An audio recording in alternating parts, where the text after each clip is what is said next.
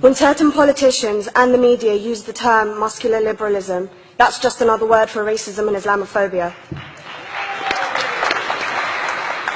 This stance on Islam has led them into primary schools to ascertain why young girls wear the hijab, as it could be interpreted as a sexualization of these young girls.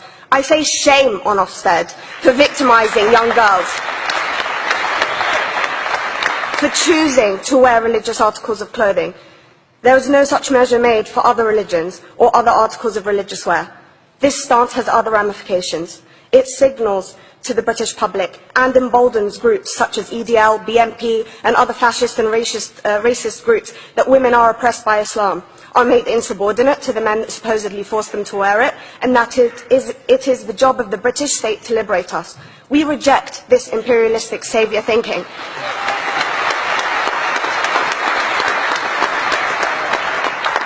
And I am here to state for all people who choose to practice their beliefs openly that we are not oppressed by our faith. Islam is not one homogeneous block. There are Muslim women who do not wear the hijab, and that is their interpretation of their faith. The Quran beautifully states, La ikraha fid din, which translates to, there is no compulsion in religion. My faith has given me the right to choose 1,400 years before the Universal Declaration of Human Rights told me I could.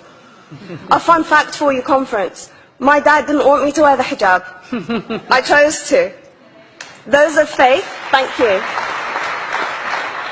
Those of faith should have the right to choose to wear their articles of faith. Sikhs wearing the turban, Jews wearing the kippah, or Christians wearing the crucifix.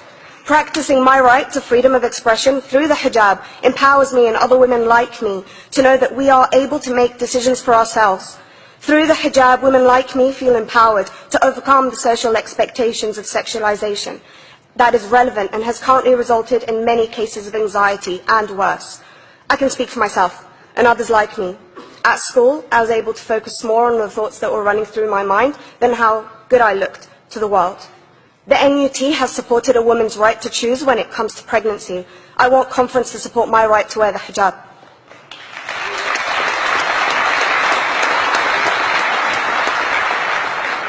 How I choose to practice my faith is clearly displayed for all to see.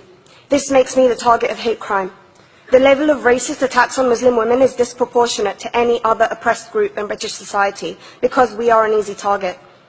This decision by Ofsted has ramifications beyond the school gates and must be seen in the context of increased attacks on the Muslim community and perpetuates the outdated notion that Muslim women are victims. I was on a trip last year to Hampton Court with my Year 7s, where a man felt comfortable to call me a terrorist.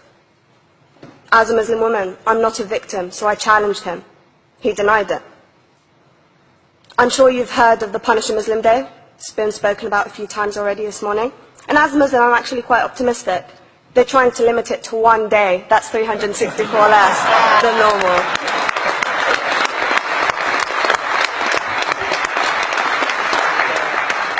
But let's be clear, conference. Islamophobia and other forms of racism affects non-Muslims too. If we don't challenge this stance as a collective, we may turn into a society like France, where women are forced by the law to choose between their faith and their education, their faith and their right to work in the public sector, their faith and their right to enjoy a day out by the seaside with their families. I want to end by stating that I came to this country as an 8-year-old refugee. We are Palestinians, forced out of our land in 1948. We lived in third world conditions, similar to those in Calais for 60 years.